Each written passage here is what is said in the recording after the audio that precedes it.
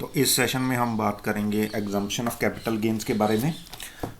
Basically अगर हम बात करें इनकम टैक्स एक्ट के अंदर जो कैपिटल गेन्स का कॉन्सेप्ट हमने किया था, तो कुछ कैटेगरीज में हमने बात करी थी कि कैपिटल गेन्स जो भी अराइज हुआ है उसकी एग्जम्पशन अवेलेबल है अगर वो हम अमाउंट स्पेसिफाइड सेक्शंस जो हैं जो टैक्स एक्ट प्रोवाइड करता है उनके अंदर जो जो प्रोविजंस मेंशन्ड है उनमें से किसी में भी इन्वेस्ट कर दें।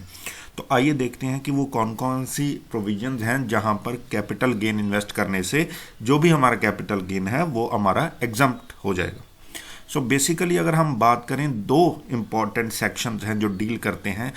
एग्जम्पशन ऑफ कैपिटल गेन से, which is exemption under section 10 and exemption under section 54। इनके अंदर ही अलग अलग प्रोविजंस आएंगी, बेसिकली इन ब्रॉडर सेक्शंस के अंदर ही, जहां पर अलग अलग वे आउट है जिससे हम वहां पर अलग अलग चीज़ों में इन्वेस्टमेंट करके अलग अलग तरीकों से उन प्रोविजंस का फ़ायदा उठा के अपने कैपिटल गेन्स को एग्जम्प्ट करवा सकते हैं। सबसे पहले एग्जम्पशन देखते हैं अंडर सेक्शन 10। सेक्शन 10 की अगर हम बेसिकली बात करें तो इसमें section 10 subsection 36, subsection 37, subsection 38, subsection 40 इनके बारे में बात होती है बेसिकली। ये क्या कहते हैं, अगर हम सबसे पहले सेक्शन 10 सबसेक्शन 36 की बात करें तो अगर कोई इनकम हुई है from sale of shares and such shares shall be long term capital asset, that is they must be held for more than 12 months as have been mentioned। और किस डेट के ड्यूरेशन क्या है, 1 मार्च 2003 से लेकर 1 मार्च 2004 के अंदर अगर वो परचेज किए गए हैं और वो 12 महीने से ज़्यादा होल्ड किए गए हैं, मतलब कि एक लॉन्ग टर्म कैपिटल एसेट थे वो,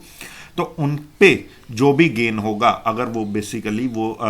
कोई इनकम अराइज हो रही है उनके ट्रांसफर करने पे, अगर वो एलिजिबल इक्विटी शेयर्स हैं और इस ड्यूरेशन में फॉल करते हैं, वो उनका पे जो भी कैपिटल गेन उन पे आएगा वो सारे का सारा एग्जम्प्ट है। देन अगर हम बात करें सेक्शन 10 सबसेक्शन 36 की, तो वो कहता है कि any capital gain which arises on compulsory acquisition of urban agricultural land. सबसे पहली चीज़ हमें पता होना चाहिए एग्रीकल्चरल लैंड क्या होती है। जो हमने एग्रीकल्चरल इनकम का कॉन्सेप्ट किया था वो वीडियो आप रेफर कर सकते हैं। एग्रीकल्चरल इनकम क्या होती है, एग्रीकल्चरल इनकम, एग्रीकल्चरल जो लैंड है उस पे बेसिक इसके लिए आप बेसिकली एग्रीकल्चरल इनकम वाला कॉन्सेप्ट की वीडियो रेफर कर सकते हैं जहां पर हमने एग्रीकल्चरल लैंड और रिलेटेड कॉन्सेप्ट्स किए थे।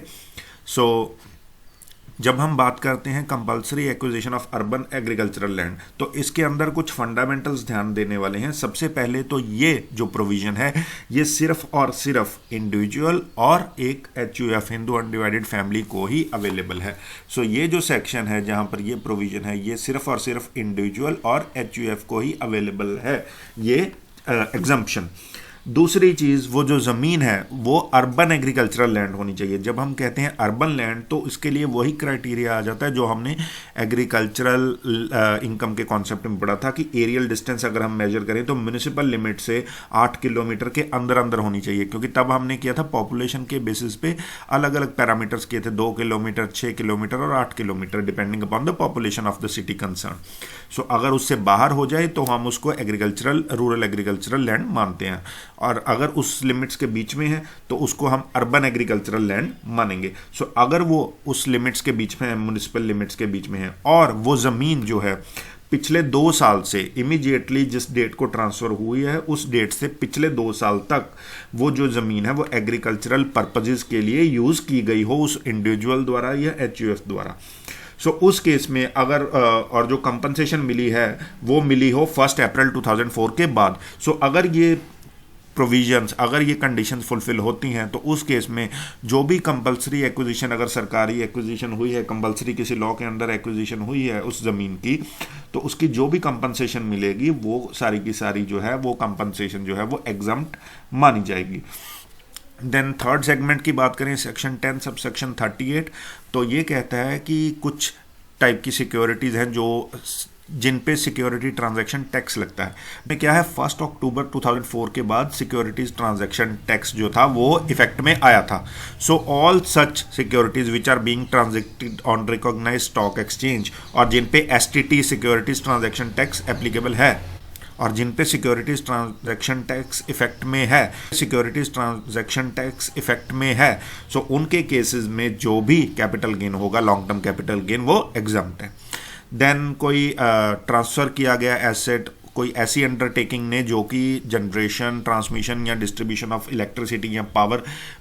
के बिजनेस में है, तो उस केस में सेक्शन 10 सबसेक्शन 40 के अंदर उस अगर कोई कैपिटल एसेट ट्रांसफ़र किया ऐसे कंपनी ने, केस में इंडियन कंपनी अगर वो है, तो उस केस में भी अंडर सेक्शन 80 सबसेक्शन IA उस पे जो भी एसेट कैपिटल एसेट ट्रांसफ़र किया है उसकी इनकम को एग्जम्प्ट है कैपिटल गेन से। यहाँ पर ये ध्यान देने वाली बात है, जब हम इस सेगमेंट की बात करते हैं बेसिकली, तो यहाँ पर जो भी कैपिटल गेन्स अराइज हो रहे हैं वो उस पावर जनरेशन कंपनी को, उसको ज़रूरत नहीं है कि वो कहीं ना कहीं उसको इन्वेस्ट ही करना है या नए एसेट ही परचेज करना है तभी वो एग्जम्पशन होंगे। ये एक आउटराइट एग्जम्पशन है for these category specify under section 10 subsection 40। दूसरी अगर हम तरफ बात करें एग्जम्पशन जो है अंडर सेक्शन 54, वो ब्रॉडली बहुत सारी दायरे में कवर होती हैं। सो बहुत सारा फ्रेमवर्क उसके अंदर आ जाता है। प्रीडोमिनेंटली हम बात करेंगे सेक्शन 54 की, 54B, 54D, EC, F, 54G, GA and so on. और सबसे पहले अगर हम बात करें सेल ऑफ रेजिडेंशियल हाउस, और वो एक लॉन्ग टर्म एसेट था, उसको बेचा, मतलब कोई रेजिडेंशियल प्रॉपर्टी जो घर है हमने वो बेची। उस केस में क्या प्रोविजन है, एक तो ये सेक्शन 54 जो है अगेन ये इंडिविजुअल और HUF के लिए ही एप्लीकेबल है। Sale of residential house which is a long term capital asset under section 54 is exempted any capital gain arising on the same। ये कहता क्या है, बेसिकली वो कहता है कि अगर कोई हाउस प्रॉपर्टी, कोई घर या उससे जुड़ी हुई ज़मीन जिसको हम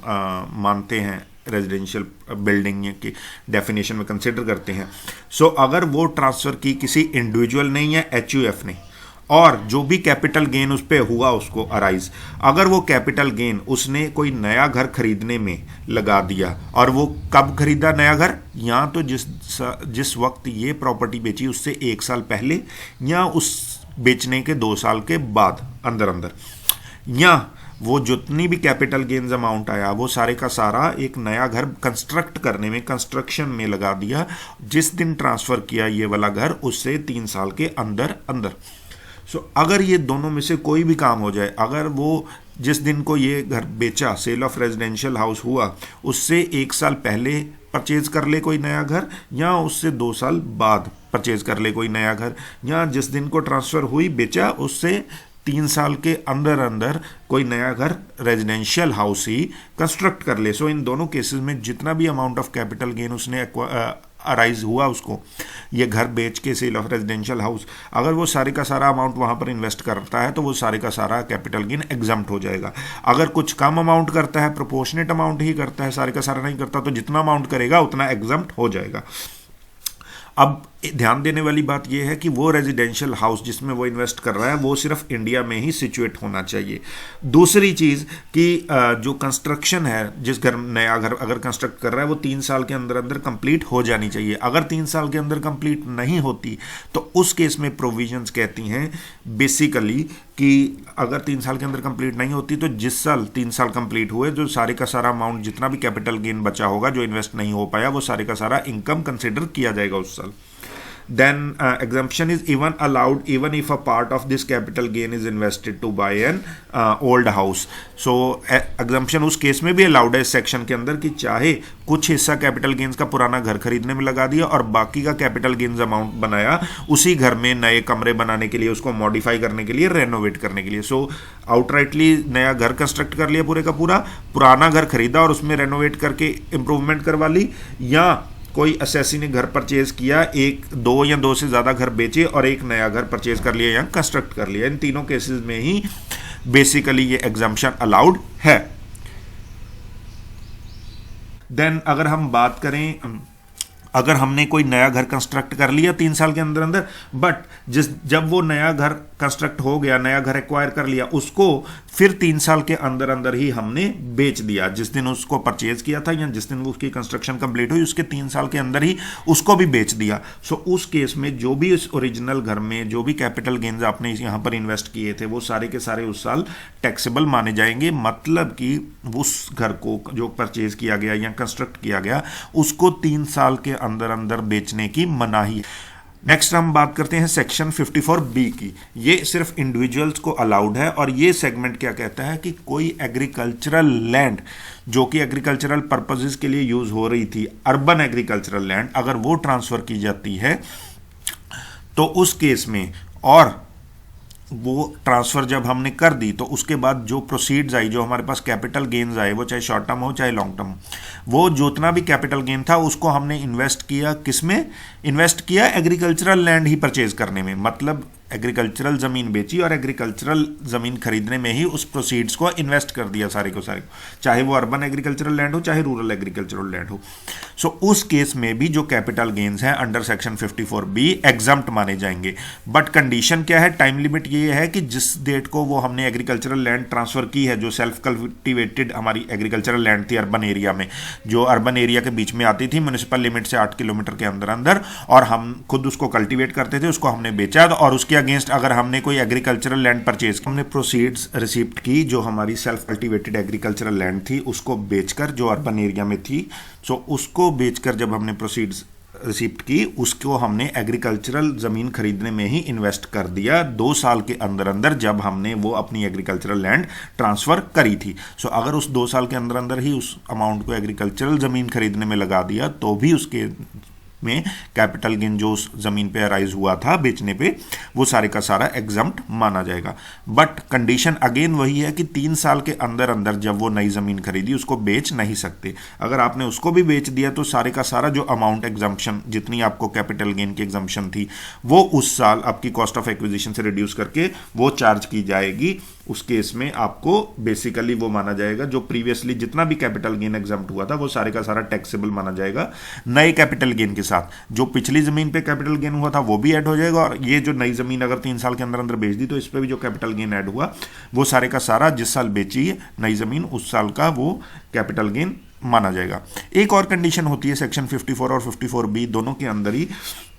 कि जिस साल हमने ये एसेट बेचा, फॉर एग्जांपल जिस साल हमने ये रेजिडेंशियल हाउस प्रॉपर्टी बेच दी, ठीक है, उस साल की जो डेट ऑफ फाइलिंग रिटर्न है, फॉर एग्जांपल 31 जुलाई है उस साल की डेट ऑफ फाइलिंग रिटर्न, अगर हमने इस साल एसेट बेचा, तो अगर इस डेट से पहले हमने वो सारा कैपिटल गेन इन्वेस्ट नहीं किया है तो हम उसको अपने पास कैश में नहीं रख सकते। हमें उसको एक notified capital gain deposit account जो है स्कीम,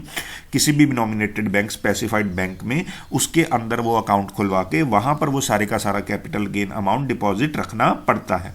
सो उस अकाउंट में से फिर आप जो भी है इसकी ट्रांजैक्शन उसको यूटिलाइज कैपिटल गेन को कर सकते हो। देन अगर हम बात करें सेक्शन 54EC की, तो बेसिकली ये बात करता है कि कैपिटल गेन है कि कोई भी कैपिटल गेन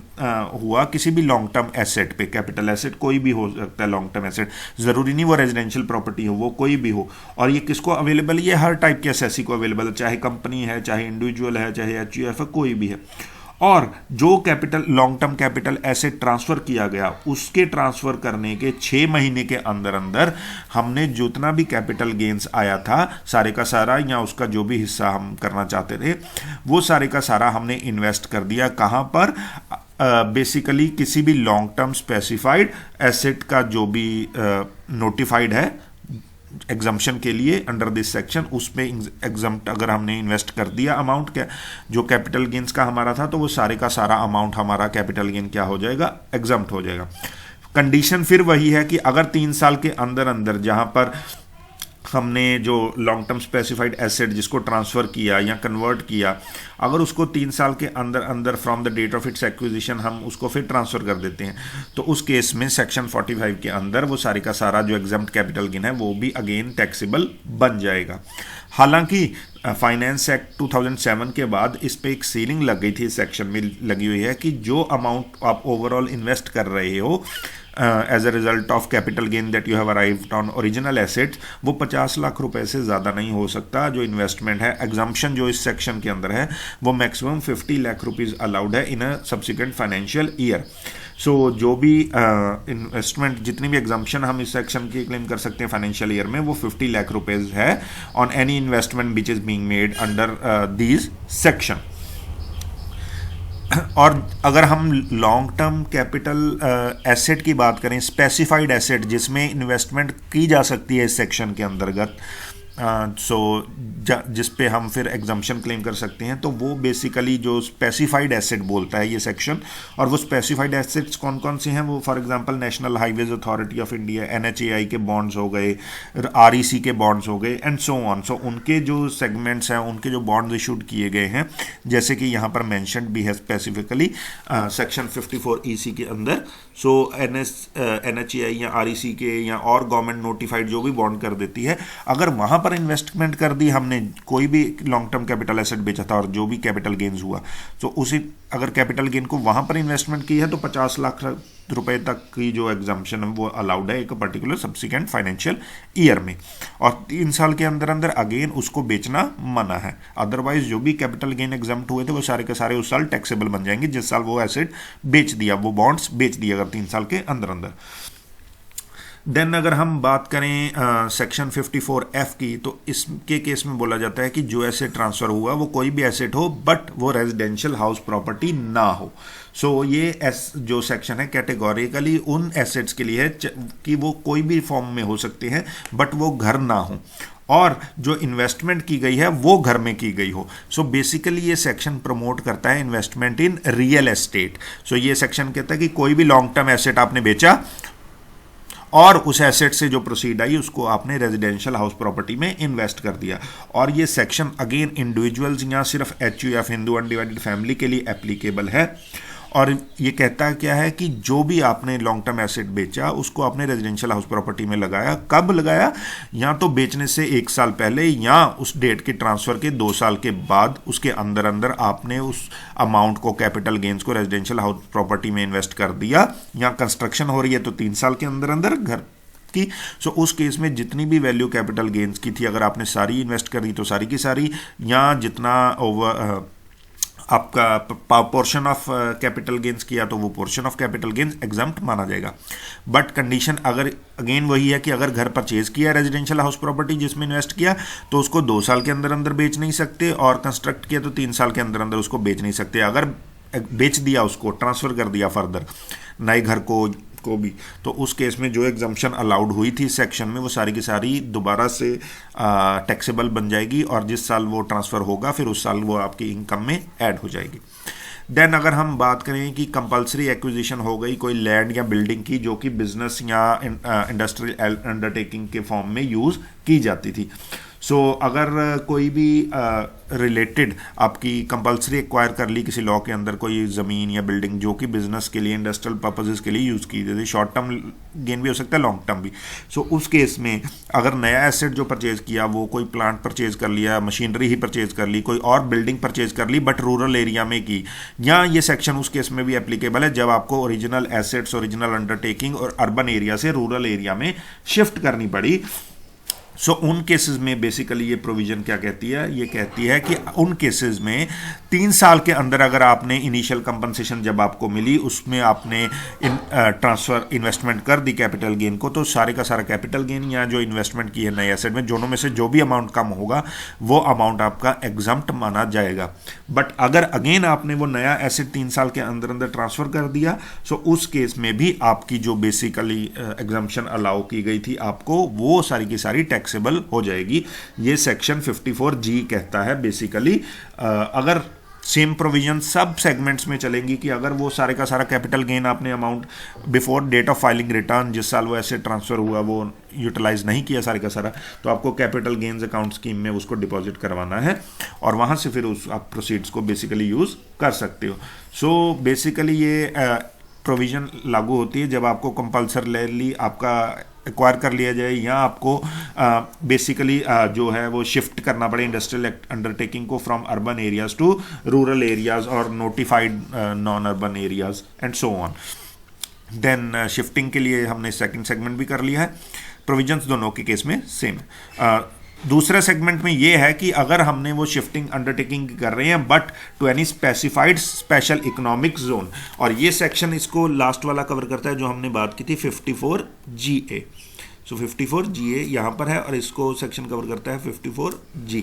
ठीक है। सो 54 GA डिफरेंशिएट कैसे होता है 54 G से? बेसिकली इसके केस में हम जो शिफ्टिंग की बात कर रहे हैं वो कर रहे हैं स्पेशल इकोनॉमिक जोन के अंदर। सो रिलेटेड और सेक्शन 54 के अंदर बात करें तो एक इंपॉर्टेंट सेक्शन आते हैं हमारे पास, सेक्शन 54 EE। ये सेक्शन 54 EE क्या कहता है? सेक्शन 54 EE बेसिकली सेज कि अगर हमने कैपिटल गेन्स जो है उसको इन्वेस्ट किया स्पेसिफाइड यूनिट्स में, सो जो लॉन्ग टर्म कैपिटल गेन हमारा हुआ और उसका जो अमाउंट था उसको हमने लॉन्ग टर्म स्पेसिफाइड एसेट्स में इन्वेस्ट कर दिया। अब ये प्रोविजन किसके लिए अवेलेबल है? ये सेक्शन 54E सबके लिए अवेलेबल है,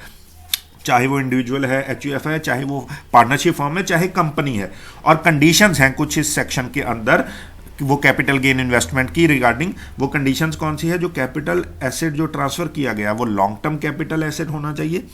और उस पर लॉन्ग टर्म कैपिटल गेन होगा अकॉर्डिंगली, और जो असेसी है उसने सारे का सारा या पार्ट ऑफ कैपिटल गेन जो है इन्वेस्ट किया हो स्पेसिफाइड लॉन्ग टर्म एसेट में।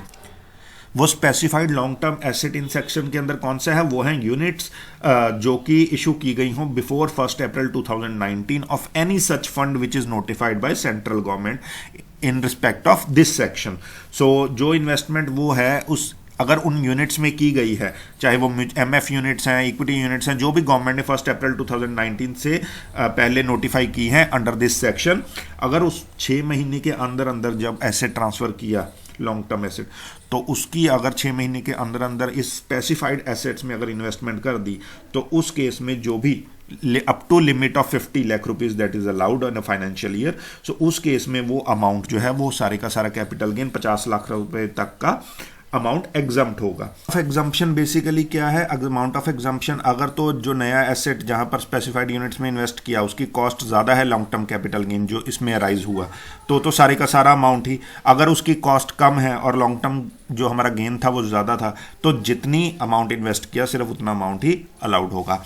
एक और कंडीशन है, अगर 3 साल के अंदर अंदर उस स्पेसिफाइड यूनिट्स जो हमने स्पेसिफाइड एसेट है हमारा, अगर उसकी एक्विजिशन के 3 साल के अंदर अंदर उसको बेच दिया या ट्रांसफ़र कर दिया किसी और को, प्लेज कर दिया, तो उस केस में जो भी एग्जम्पशन हमें मिली थी वो सारी की सारी फोरफिट हो जाएगी और जो भी हमें कैपिटल गेन्स एग्जम्प्ट हुए थे वो सारे के सारे दोबारा उस साल टैक्सेबल बन जाएंगे हमारी इनकम में। Specified long term asset, again I repeat, in this section means units which are issued before 1 April 2019 and of any such fund which is notified by central government in this regard. Section 54F की हमने बात कर ली है, section 54G, GA की बात कर ली है। अब एक और सेगमेंट इसमें है जो लास्ट सेगमेंट हम इसमें बात करेंगे, basically any capital gain on transfer of residential property if capital gain arising on such residential property is invested in purchasing shares of a startup company. So basically ये एक business venture को promote करने के लिए एक promotion of companies और industrial undertaking और business venture ये प्रोविजन लागू की गई है। ये सेक्शन इसको डील करता है 54GB सेक्शन बेसिकली इसको डील करता है कि अगर कोई भी लॉन्ग टर्म कैपिटल गेन आपको हुआ रेजिडेंशियल प्रॉपर्टी ट्रांसफर करने पे और जो अमाउंट था वो आपने इन्वेस्ट कर दिया इक्विटी शेयर्स परचेज करने में, कोई ऐसी कंपनी जो कि एलिजिबल स्टार्टअप नोटिफाइड है गवर्नमेंट द्वारा। ये सेक्शन अवेलेबल किसको है? अगेन इंडिविजुअल्स और HUF को ही, कंपनीज को अवेलेबल नहीं है। कंडीशंस क्या है कि जो रेजिडेंशियल प्रॉपर्टी है वो घर होना चाहिए या प्लॉट होना चाहिए और लॉन्ग टर्म कैपिटल एसेट हो और वो ट्रांसफ़र की गई हो 2012 के बाद और बट 2017 से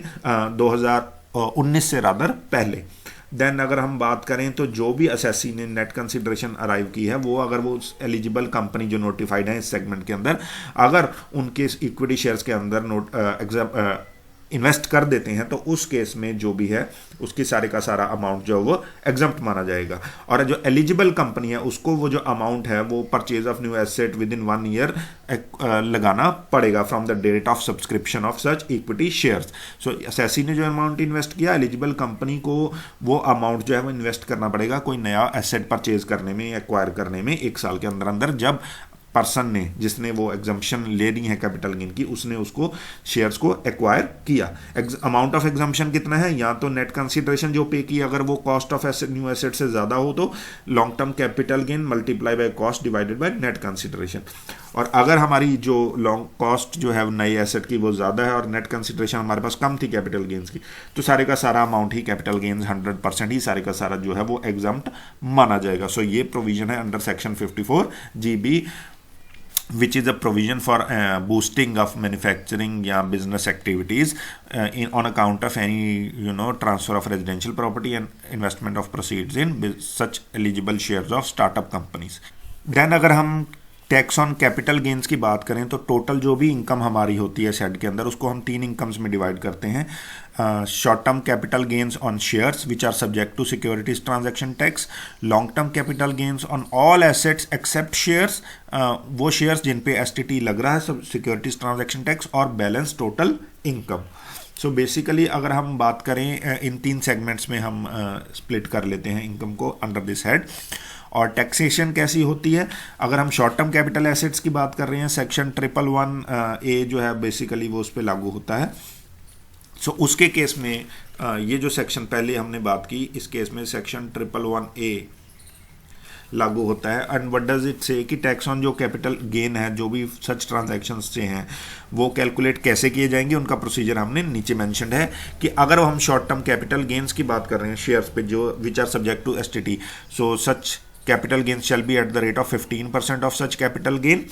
और अगर हम लॉन्ग टर्म कैपिटल गेन्स की बात करें सारे एसेट्स की except shares which are subject to STT, क्योंकि वो तो एग्जम्प्ट हैं, जैसे हमने बात की लॉन्ग टर्म कैपिटल गेन्स हों अगर वो शेयर्स पे हों तो,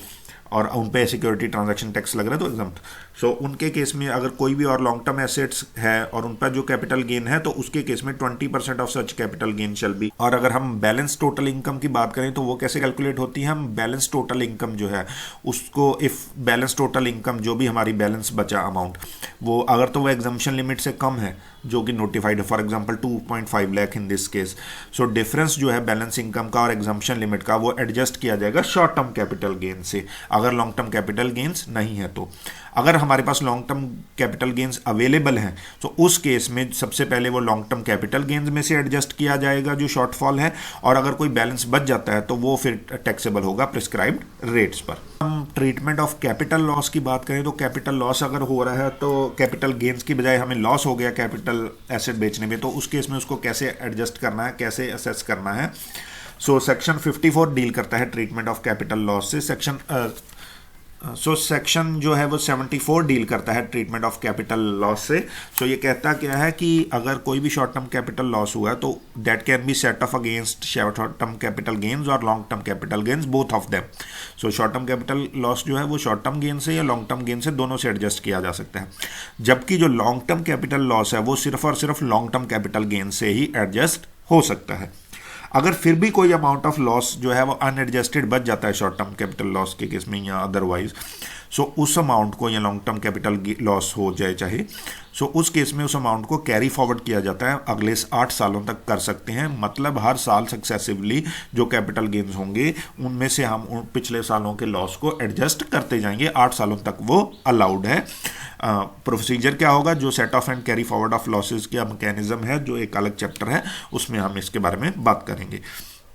अगर कोई लॉस हो गया, लॉन्ग टर्म इक्विटी शेयर्स बेचे थे जिन पे सिक्योरिटी ट्रांजैक्शन टैक्स लगता है जो स्टॉक एक्सचेंज के थ्रू ट्रांजैक्ट हुए थे, और उन पे अगर कोई long term shares equity shares पे लॉस हो गया, लॉन्ग टर्म कैपिटल गेन थे उन पे एग्जम्प्ट ही हमने बात करी, तो अगर उस केस में जो लॉन्ग टर्म कैपिटल गेन्स हैं जो